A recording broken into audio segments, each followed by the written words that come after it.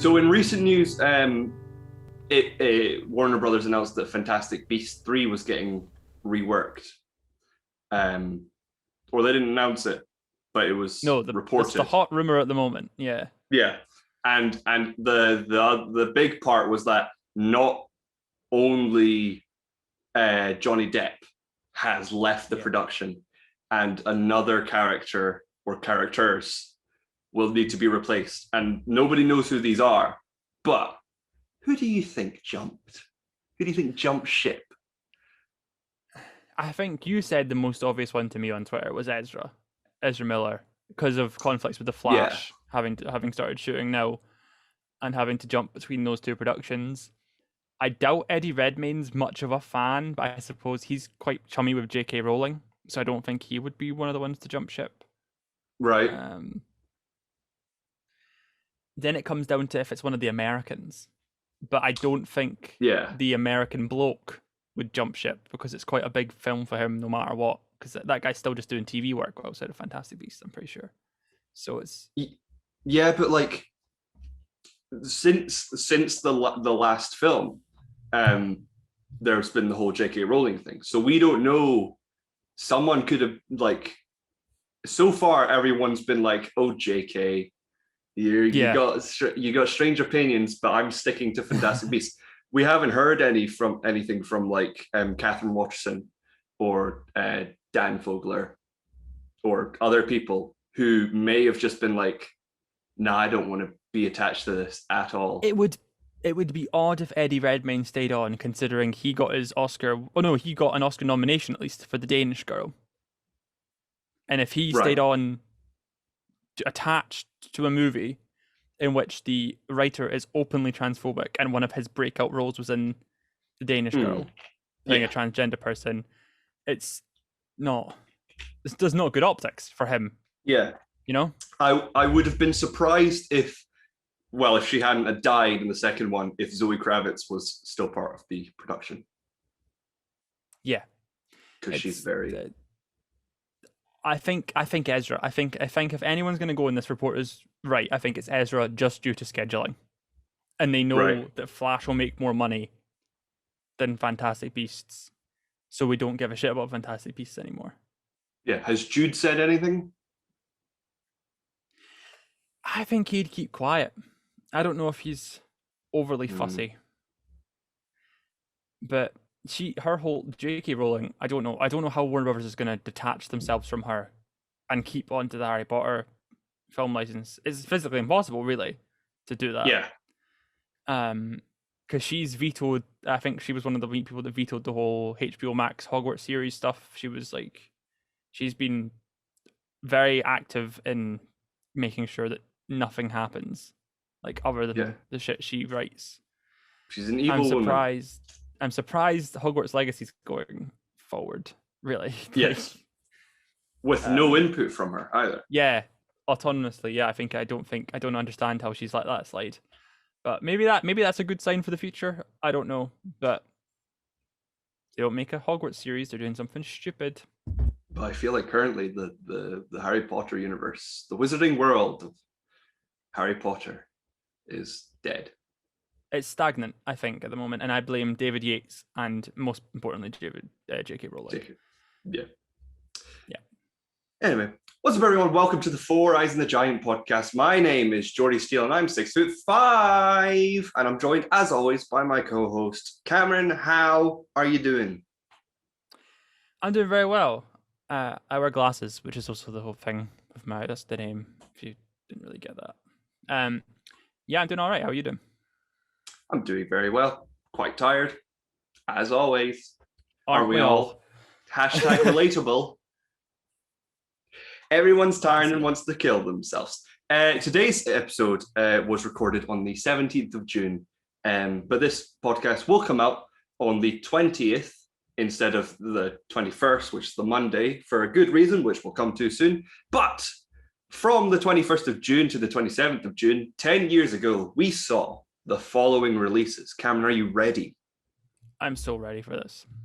On the 23rd of June, we got the release of the third Transformers film, Transformers Dark of the Moon. The most forgettable one. But I'd say everything past the second one is very forgettable. I know, but I think this is the most forgettable. At least I have fond memories of T.J. Miller being killed off in the first 20 minutes and Marky Mark and a man defending the fact that he was going out of a 17-year-old. That was one of my main takeaways from Age of Extinction. And then the last night and the big swords. I don't remember anything from Dark of the Moon. I remember what's the line that Anthony Hopkins gives in The Last Night? It's like, that's bitching. Yeah. I think he says that's a lot bitching. Of weird shit. Yeah. That's all I remember, because I don't remember what I was. I think I was in my college room, my cell, when I watched Last Night, but I don't remember it. I don't remember anything. You couldn't have been at college. It came out when we were at uni, I'm sure. Oh, sorry. I meant my university, accommodation. Yeah. That was a cell. So it's just prison very cell. American. There's nicer Swedish prisons than the QMU accommodation, just to let you know. There is. But yeah, how do you feel about the Transformers franchise as a whole, the whole Michael Bay thing? Bumblebee, they've killed off Michael Bay. Michael Bay no longer exists. Bumblebee was a solid film and gave me hope for the future, but it looks like they're just completely forgetting Bumblebee ever existed, and they're now just moving on to whatever they're doing now, like more Bay stuff. I'm not sure, but I don't know why you would forget about Bumblebee. That was a class movie. Yeah, it was weird because they were sort of setting up Haley Steinfeld to be the whole the Shia LaBeouf of the new sort of franchise, but now they're rebooting it with Anthony Ramos, and there was a report that came out that was like, oh, Paramount, they want or Hasbro, they want the human element that of Bumblebee, which was really good, with more Bayhem. You can't do that. That doesn't happen. No. So they're trying to get the best of both worlds, but one sort of outweighs the other in quality. Yeah. And you can't really have one with the other. Is it Hasbro and Paramount, or is Hasbro? I know Hasbro own E1 now. They own their own production company. So is it rights reverted back, or is it still at Paramount? Are you aware of that? I'm not sure. I believe it's still Paramount. Okay. I shall look it up. Stall. Because I know Hasbro own E1 now. Talk about your favorite Transformer. My favorite Transformer, he is Starscream. Isn't he the one that turns into a fighter jet? Is that the one that turns into a fighter jet? He's the only one I remember the name of that's in the bad team. What else I like? I like Bumblebee, but that's very basic, I feel. Jazz was cool, was he not? He was quite cool. He got ripped in half by Megatron. Yeah, he died really quickly. Yeah. And also he was like a black stereotype. Yeah, but he wasn't the worst black stereotype of the Bay universe. The black stereotypes were they in Dark of the Moon? Was that Dark of the Moon that had the horrible ones? Yeah. Or was that Age of Extinction? No, was that Revenge of the Fallen? I think they're in Revenge of the Fallen, but I think they get killed at the beginning of Age of the Moon, the third one. The Dark of the Moon. Yeah. The Dark of the Moon. Christ. Yeah. They were horrible. That was uncomfortable. It's uncomfortable to watch that back. It's not good. I think it is still at Paramount. Off the top of my head, I believe they're still at Paramount due to another deal gone by. But I know Hasbro own E1 now. They're doing a follow-up to Bumblebee. But they're also Hasbro are desperate for a shared universe. So they want Transformers and G.I. Joe to all be related. And we'll get like Mask and other things. Which they could do, couldn't they? Because G.I. Joe and Paramount are together, because Snake Eyes or whatever is a Paramount film. So they could still do that, even if they're not at their home studios. Yeah, it's very confusing. Very, very. It's Bayhem. It's the Bayhem of the production world. It is indeed. On the 27th of June, I haven't seen this film, but Larry Crown came out. I've never seen it either. That's the Russell Crowe one, though, isn't it? Or is that not the Russell Crowe one? Is that not Tom Hanks? Tom Hanks and Julia Roberts. Crowe? Is it Cameron Crowe? Is that what I'm getting? Directed by Cameron Crowe. Oh, no, it was directed and written by Tom Hanks. I feel like I recognize the name, but don't know anything about the movie. So you're thinking about A Beautiful Mind? Might be it. Is he called Cameron Crowe? No, yeah, Larry Crown. Larry Crown's it's like an aging actor doing a film where he plays a middle-aged man who loses his job and reinvents himself and finds love in Julia Roberts. Fair enough. I've not seen it. Neither. But Tom Hanks, he's a father. America's dad. He's American's dad. He's also the dad of Colin Hanks, other famous actor. But on the 20th, on this coming Sunday, so today, when this podcast is out, it'll be Father's Day. The day we celebrate fathers. Good for him. Good for it. So yes, we'll all be celebrating. We should just rename it to Tom Hanks Day. I have some of my Father's Day gifts under my desk right now. Getting them a bit of sports mix. Other stuff's coming in the mail, but surprise, Dad. So we thought today that we were going to talk about some fathers in film. We're going to talk about some film daddies. My favorite film daddy is Jon Favreau, because he's just who I refer to as film daddy. Because he's just, he's just he's doing all the movies. He's just. I thought you were talking about like Chef. No, in fact, to be fair, if you want to talk about Jon Favreau as a film dad and not just film daddy, I would say yes, Chef is a great example of a great film dad. In Chef. It's very good. Chef's a great movie. You see, how long ago was the last time you watched Chef? Last year was when I watched it first. Oh, yeah, so good. Loved it. It's really good. It's so good.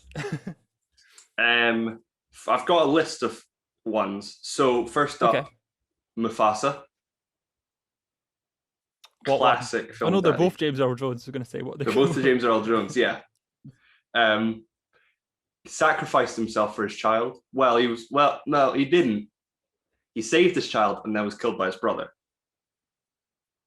But then came back as a cloud. Yeah. It looked like boobs. No, a bum. It looked like a bum. You not seen that? On the poster of Mufasa, it's clearly a woman in a bikini standing like that from behind. Fun fact for you. Okay. I know it's one of those ones like hidden Disney Easter egg, the hidden Disney adult jokes you've missed. Oh, like the priest's got a boner. Yeah, he does. Actually. He does. I keep drinking water. It's so hot today. Again, second time in a week. Tempted to open that window, or the second window. Don't do it. Yeah. What's your favorite Mufasa? The original Mufasa, because the new Mufasa just sounds like James Earl Jones a bit old, Yeah. He just doesn't have the same pizzazz in the voice, I guess. Yeah. And then Scar. To him. Scar was a terrible father. He was a really bad dad. Next father, following the theme of James Earl Jones, Darth Vader. Good father, bad father. He was a bad dad. He didn't even know he had the kids. He didn't even know he had the kids. He didn't care enough to stick around. He didn't do an awful lot to help to try and find Padme, like even find her body or that. He didn't give a shit. Like, No. It's like, Padme's dead. The Republic sort of burnt her up quite quickly, didn't they? Well, no, they buried her. Yeah. Oh, after the kids were born. Yeah, there's a big old. No, did they burn her or did they have a big old? They had a big old celebration though. for her death. Jesus. But yeah, they took the kids away and buried her, and so Yeah, probably wasn't enough time. He probably thought that they died as well. yeah, that's true. But yeah, he Even when he finds the kid, he's not kind great. of redeems himself at the end, but that's not like you did a lot of bad you committed stuff. mass genocide. You commit do I really forgive But you for blowing up? bad person versus bad father. Is there a difference? Well, he tried to get Luke a job at his work, which is nice of him. Luke didn't really want to work there, to be fair. Very high level job as well. Very high level job. And he did also throw his boss over a railing for his son. So what are we? Good, bad, dad. He did stand there. He did stand there watching him get shocked for a bit. You know, there's the classic shots of him realize. Just. No. Yeah. No. Yeah, that. Bad dad. I'm going bad dad. Bad dad. Baddie daddy. Also in Star Wars, Han Solo. Good dad. Bad no. Kid. He left. He abandoned only because he turned to the bad side. He got upset. He only left to become a smuggler. Sent him away. He sent him to the Jedi Academy because the Jedi Academy he wanted to go to. But then I thought Leia sent him because they both like the parents. The parents sent him. I thought he only fucked off the smuggling because they broke up over the strain of Kylo Ren being. But he gave up on him. He ran away from his duties, from his responsibilities of being a father. Then he saw the light and came back. I don't know. I think he was still a good dad. Then got killed by his son for reaching out and trying to help. 2 whole films to come back as a ghost or hallucination. A vision, yeah. Logan. Paul? James Howlett. Oh. How did they get Logan from James Howlett? X-23. I don't know. It was on his dog tags for some reason. It was probably explained in X-Men Origins Wolverine, but I've blocked that from my head.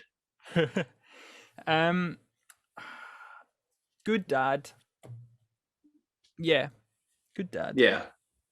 Yeah. But is it really his daughter? Well, yeah, it's just because Xavier has the whole speech of like, "It's your daughter." Okay. Then I'm going to say good dad. Yeah, I think he's a good dad. He's a bit of a dick. Yeah. But he's a good dad. He's forced into the role. Yeah. And then all these, I've connected these very well. Well, this is actually the last, this is the last one that's connected. Also played by Hugh Jackman, Keller Dover in Prisoners. It's been a while since I've seen Prisoners, but isn't he a bad dad? He beats a man to try and find his daughter. He's a good dad. He's a very good dad. I got the roles mixed up. Yeah, no. No. He's a good dad. He's a good dad. Ego. Bad dad. Terrible dad. The worst dad. The worst dad. Ego Living Planet, who implanted a cancerous tumor inside his wife, his baby mum's head. His lover. Yeah. His lover's his head. Baby mama's. Yeah, and then fucked off, and then tried to get these kidnap pirates to come and find them. Yeah. No. He also had loads of other kids that he murdered. With the whole wall of skulls. Yeah, he'd killed a lot of kids. He's a really bad dad. He's the worst dad. But he may be his father, but he ain't the daddy. I mean, Yondu gets the good dad award in that situation. Mm-hmm. He may be your father, but he ain't your daddy. Yeah. Maybe we've misinterpreted that line.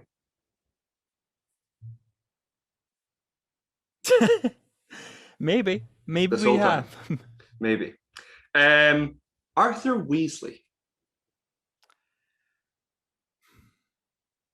I'd say he's a good dad. I'd say he's top tier dad. Top tier dad in. I think so. Yeah. He doesn't have much, but he still takes his children to Quidditch cups. He's great. Atticus Finch. I don't know whether to include this because he's originally from the book. Have you seen To Kill a Mockingbird? Have you read To Kill a Mockingbird? Have I? Fuck. I'm less likely to have read something than I am to have watched the movie based on it. No, I haven't seen or watched To Kill a Mockingbird, unfortunately. Sorry, I didn't realize you were racist. Yeah. Go on, explain to me who Atticus Finch is. Atticus Finch is a Southern father is it Mississippi they're in? Louisiana? Somewhere. He's a lawyer. And he is the whole point of To Kill a Mockingbird is he's put in charge of defending a black man who's put on trial for what turns out to be just dating a white woman. But the father of the white woman is really racist, finds out, and is like, he was raping my daughter. And then I believe the black man dies because he tries to escape because he's like, oh, better be dead than captured. Spoilers. The film is like 60 years old now. Spoilers. But it's all about basically he's teaching his children that don't be racist. That's a good lesson. I think we should all take something away from that. Unless I've read it completely wrong and watched it completely What age were you when you read it? I was in high school. Because we had to read it in high school and then we watched the film as well. So I don't think I ever read anything they told me to read in high school. Like anything in English. Unless they forced us to read it in class. Wouldn't. Fuck you. You didn't read The Crucible? No, I don't even know what The Crucible is. You didn't read Treasure Island? No, the one we read in class was that one that they made into a movie with Tim Roth on Sky One. The one Skellig. We read Skellig. Skellig. Brilliant. And we read that because it was made into a thing in primary school. Oh, it was the word. It was I think it was second year or something. We read that in, and then there was other ones. I think we read like a play called Tally's Blood or something, which was just Tally's Blood. I performed that. Have you? Yeah. It was in drama. Wanted to kill myself many times reading it. It's not great. Why? I just didn't. I don't know. I don't remember anything about it. When you force me to do something, it's like when your mom asks you to tidy your room. You know what I mean? You don't want to do it. Like you just didn't want to do it. You know what I mean? So, it's like that. But like anytime I wanted to read a book at the library, when they had like free reading periods, I would go to the library, and I would try and find a book, and I would pick a book out, and I would be told you can't read that. And I was like, why not? And it's like, well, it's to do with like superheroes and shit. I'm like, it's not a real book. Not a real book. I'm like, what?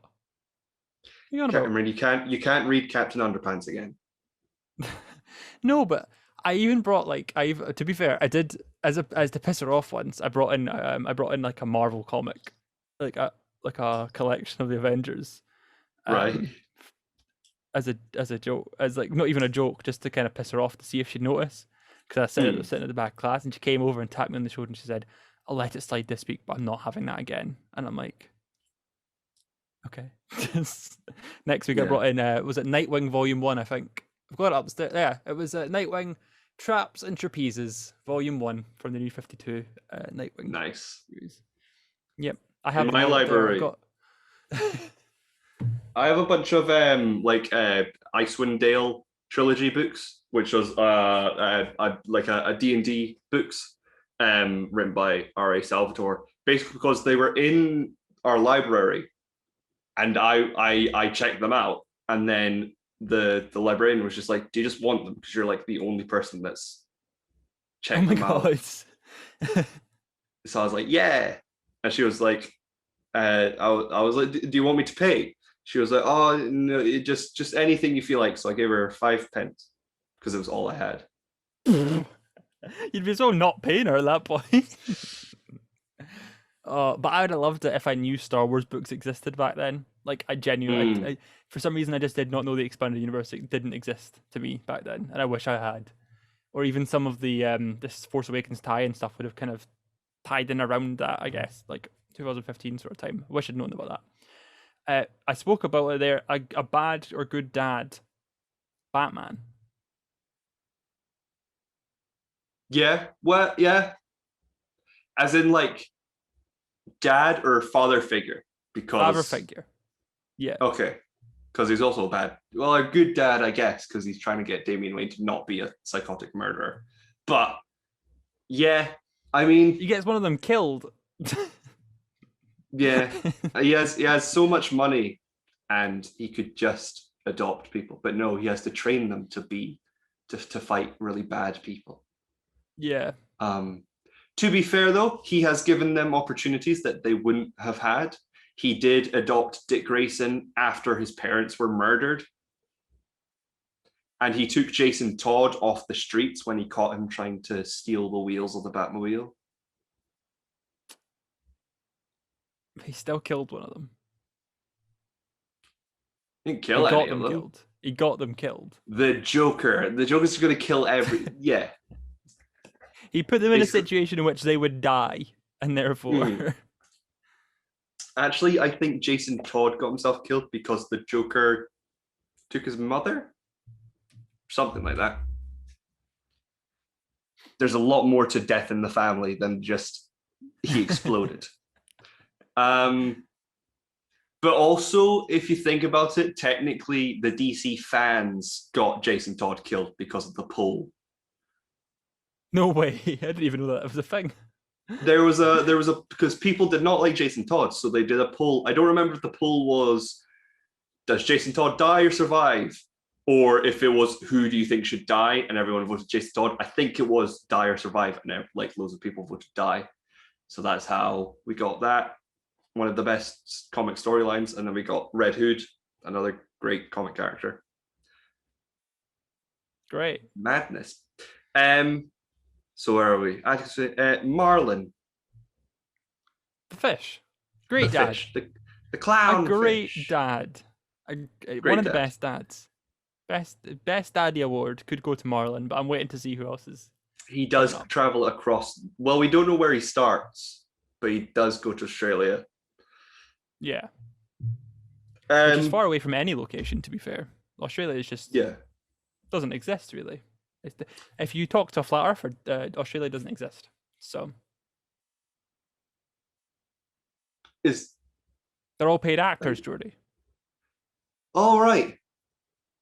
Wolf neighbors like Chris. Well, they are mostly. Yeah, they're all paid. Chris Hemsworth and Margot Robbie. They're all paid actors.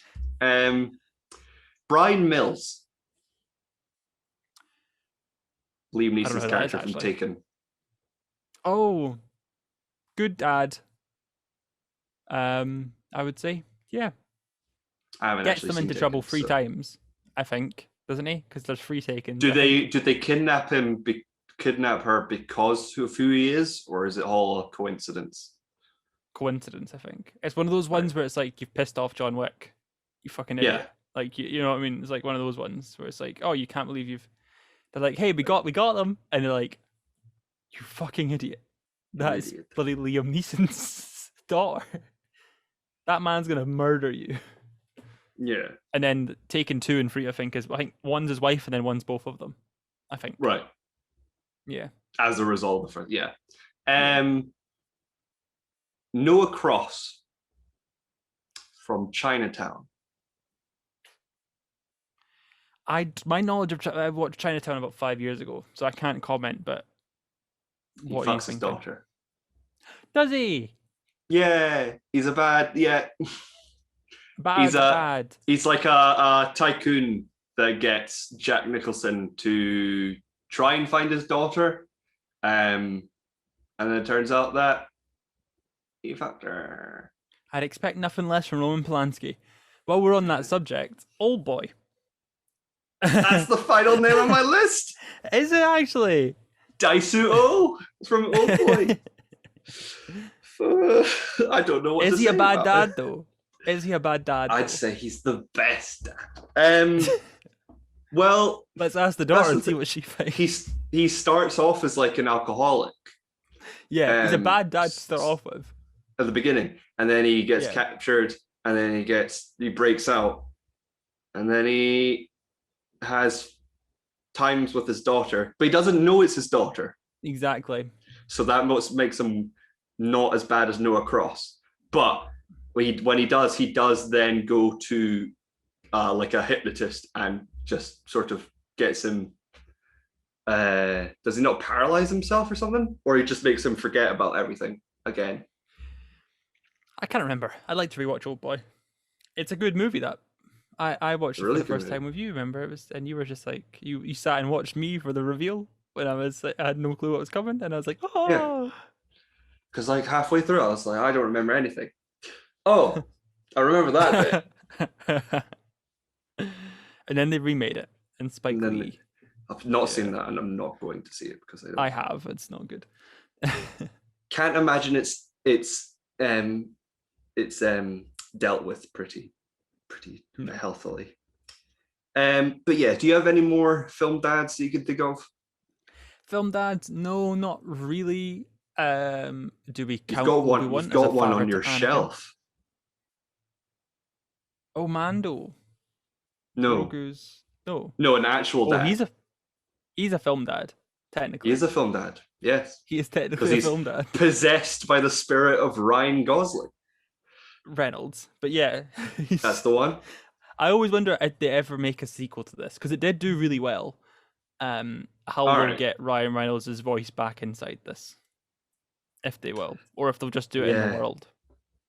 Because that was the whole with Ryan Reynolds and Ryan the Pikachu humor. Yeah. Yeah.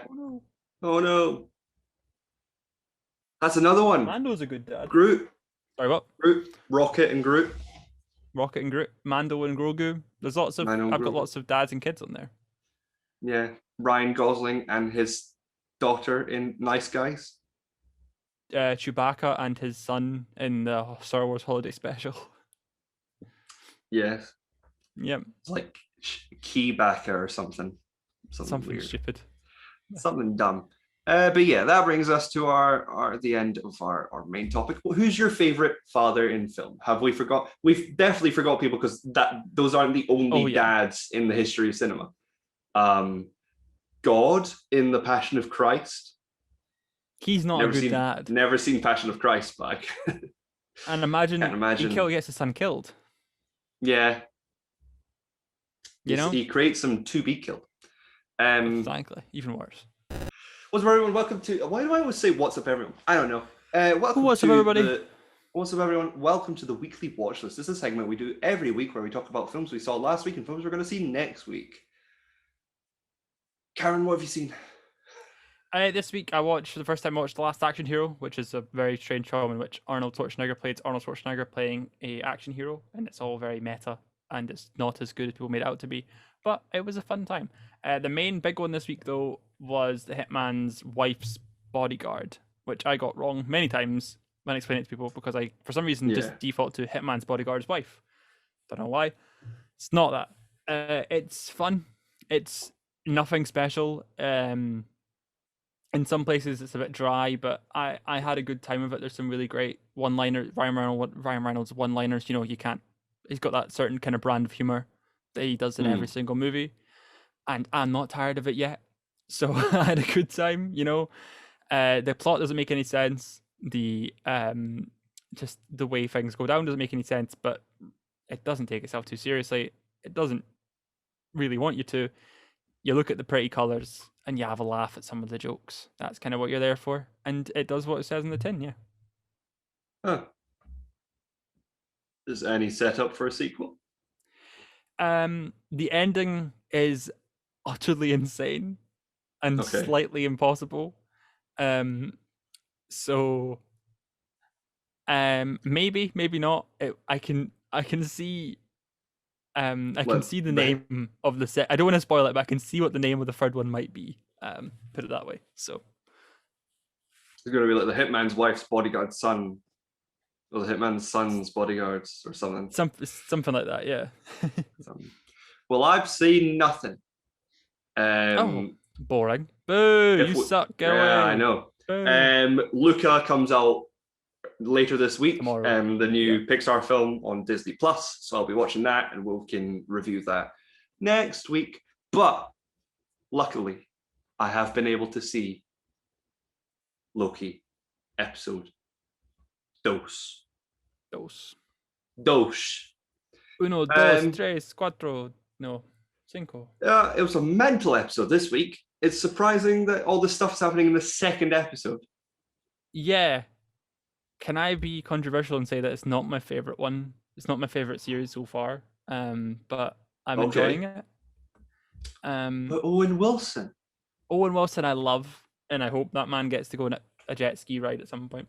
But yeah, I'm not vibing with it as much as I thought I would, which is unfortunate, but we'll see how things progress in the next couple of weeks.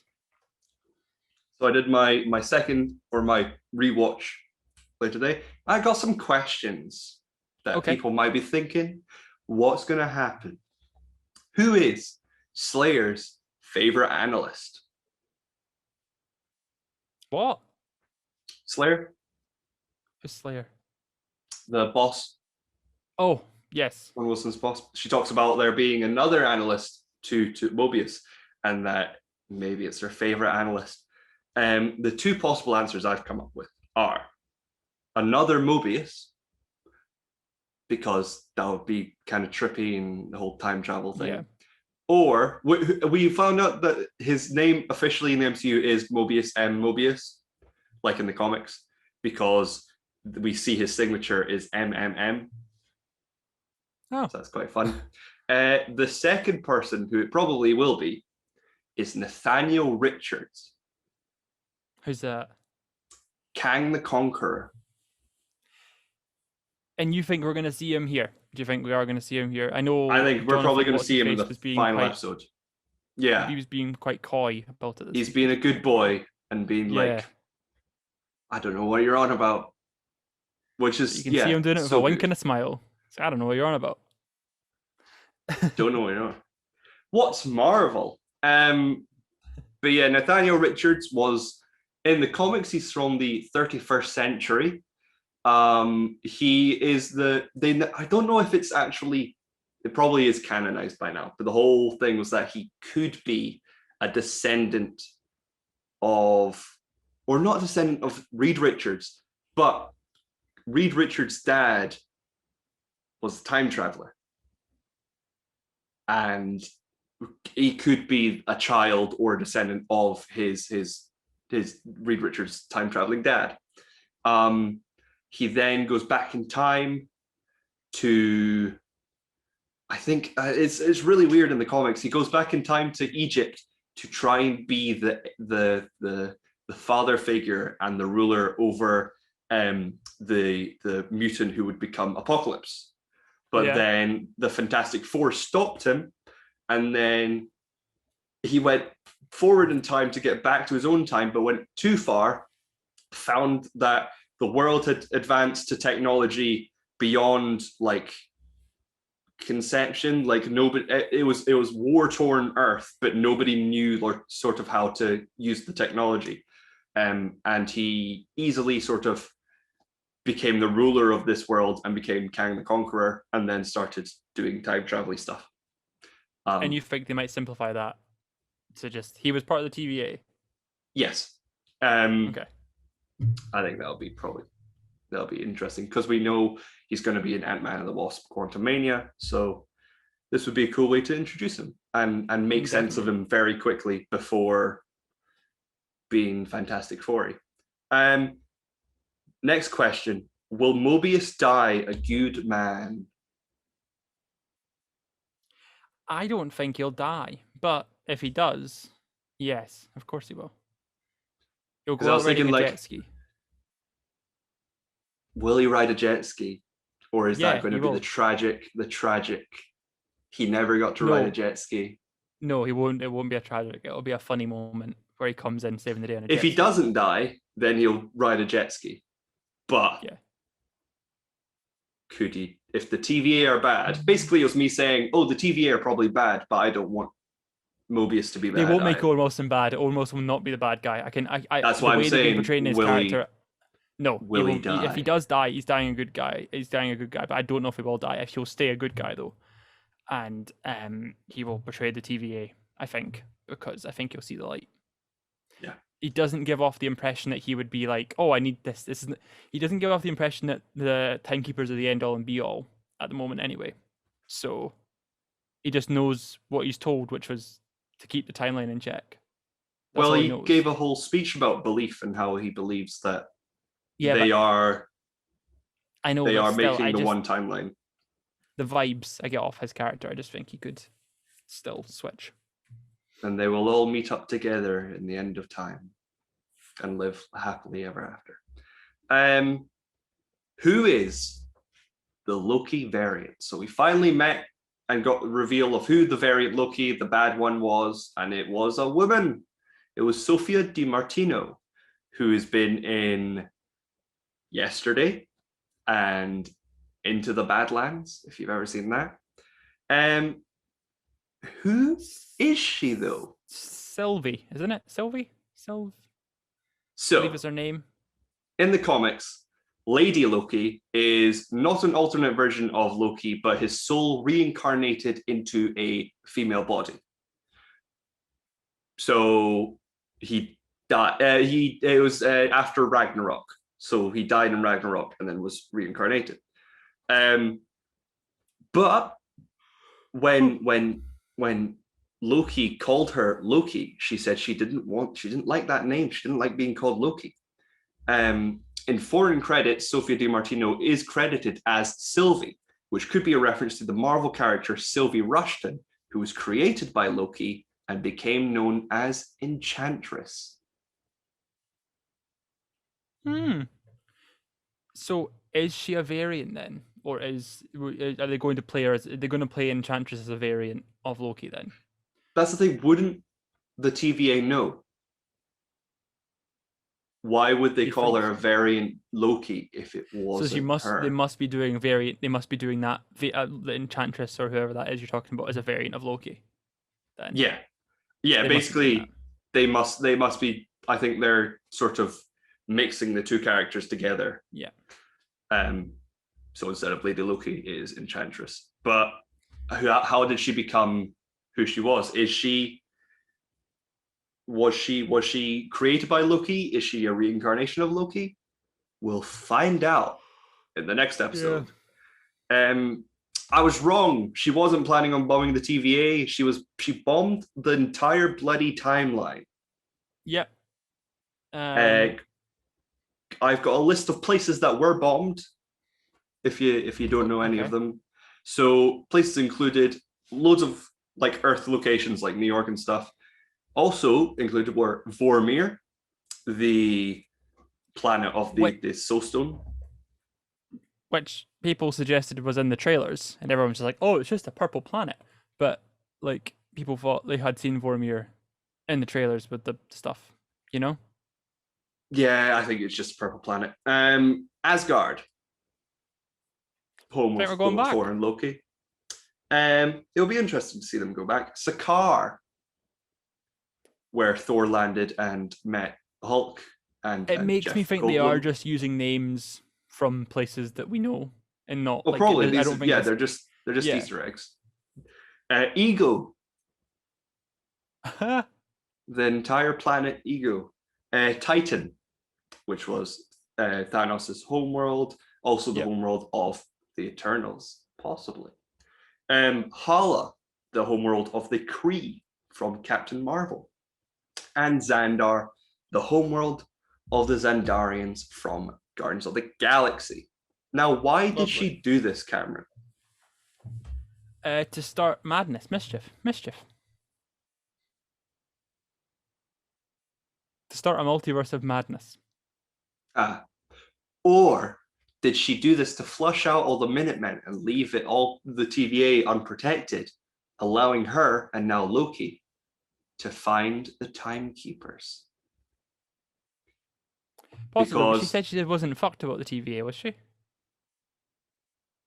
No, she wasn't talking about Loki. Oh, right. She said it's not about you. But what's the actress's name? What's she called? She's in American Honey. American Honey. I've forgotten her name. I was trying to think of her name all day and I forgot to Google it. She's a really good actress. Sasha Lane. She was saying that she told the Loki variant where the timekeepers were. So we're gonna find them soon, and we're gonna see them, and we're gonna maybe be surprised. Is it going to be a Wizard of Oz? Yeah, a Wizard of Oz situation. Probably. Who knows? Yeah, this is for the second episode. Madness, because it means we could meet the timekeepers in the next episode. Yeah, and then we've got 3 more episodes to go. Well, we've got 4 more episodes now. What's going to happen? The amount of stuff we've seen in the trailers, I think next episode will have reached the quota for all the clips that have been used in the trailers. So right, because we still got to. Yeah, we still got to go to the place where Loki seems to be in charge. He's got the vote Loki thing or something, and he's got a thing, and then there's all the barbarian people. Could it be a variant? Possibly, it could be a variant where he won. Avengers. There's the big shot in the trailers of New York that's in ruin, and people are like, "Oh, that must be one where Loki won." It could also be one where Ultron won, and the city of Sokovia was dropped and sort of ruined it, and that's why it's all sort of crumbled, because it looks like it's in the middle of. I'll need to rewatch it again. I don't remember the shot entirely, but it looks like it's in the middle of nowhere, like a wasteland. So maybe we'll see a world where Ultron won. But yeah, now that Sofia Di Martino has bombed all these timelines, it will allow for time hopping fun, and I can't wait. What was the multiverse that Doctor Strange was on about then? Like, he must have been able to go to all the timelines that they'd killed, or like, how does that work? Because they've spoken about the multiverse before.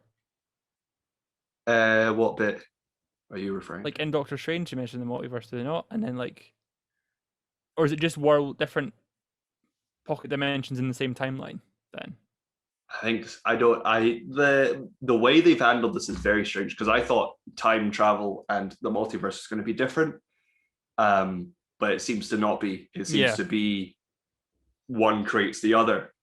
So who knows? Maybe it's a retroactive retcon, a retcon. Who knows? Sorry. But yeah, that was all we watched this week. I also watched the 2 Amazing Spider-Man films. Hold up. No. Boring. To mention, I watched the first first episode of iCarly today. Okay. The new one, and it was. But Sam's not in it. And she was even. What's the point of it? What is the plot of the iCarly movie? So she breaks up with her boyfriend, and like he starts a channel with his new girlfriend, and she gets like jealous, so she starts iCarly again, and then it's all about like, I don't know, her trying to set up iCarly and like dealing with being famous again and stuff and being an adult. It's not very good, I have to say. It doesn't sound. I know it's probably never going to be good. But is everyone else back? Spencer's back. Gibby's not back, but Spencer and Freddie are back. But no Gibby. Ned's back. That guy. What about the guy in the smoothie shop that was putting everything on sticks? No, he's not back. What about the one who said, "You'll rue this day, Carly. You'll rue this day"? Back. Okay.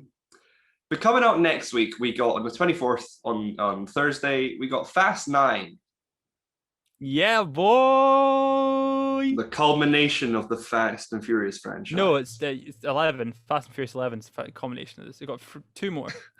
You should watch them and run up to 11 or 10. 10's going to be their Infinity War. I was going to do it for this one, but I feel like there's not. I don't have enough time anymore. No. And yeah, I can't be bothered as well. I just don't. Yeah. They don't interest me. They're just fun. They're just stupid fun. They don't make any sense, especially towards the end. But they're like soap opera, a bit of fast food. You can't be a McDonald's. They're not becoming like a parody of themselves now.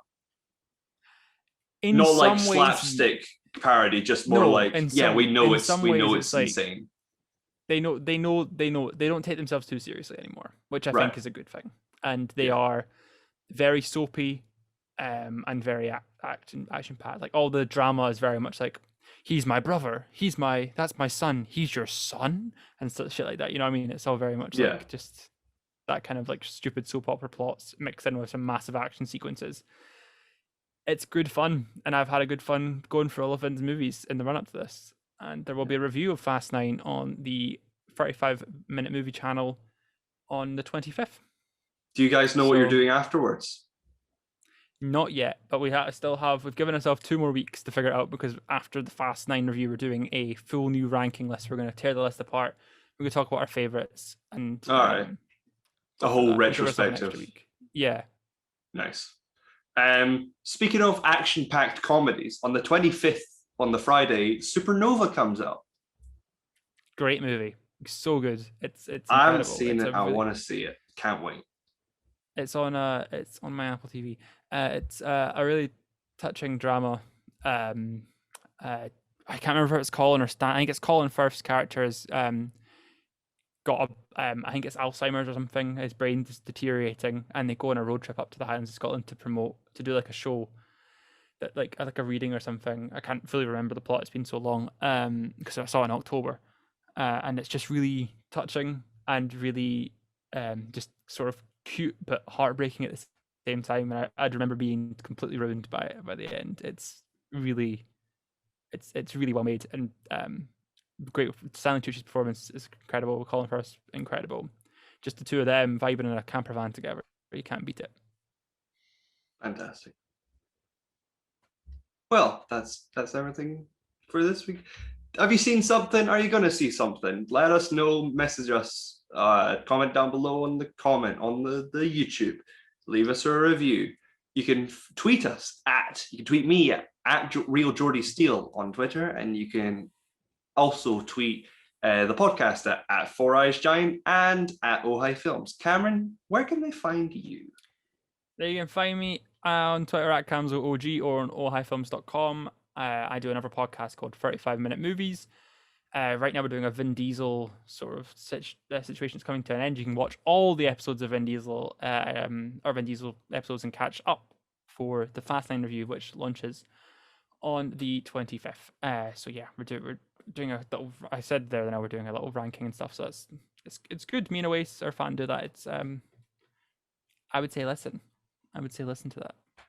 It's great fun. Subscribe. The link is in the description to all of our other channels and videos and things. So go and do that. Yeah. I hope you have a lovely week and happy Father's Day. Bye. Bye.